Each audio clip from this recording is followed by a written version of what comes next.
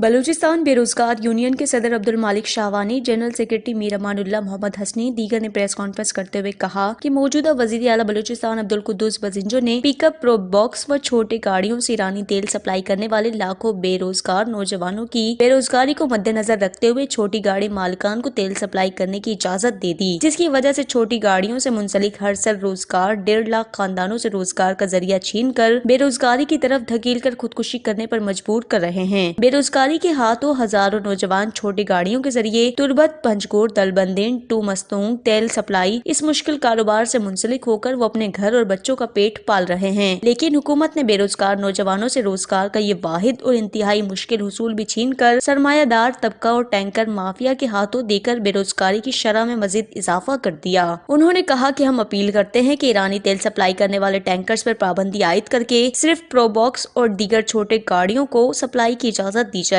बसूरत दीगर 5 दिन के बाद छोटी गाड़ियों के जरिए तेल के कारोबार से मुंसलिक हजारों बेरोजगारों के हमरा कौमी शाहरा ब्लॉक करेंगे और वजीर आला हाउस के सामने गैर मुअय्यना मुद्दत के लिए एहतजाजी धरना देने पर मजबूर हो जाएंगे। वश न्यूज़ मस्तूंग।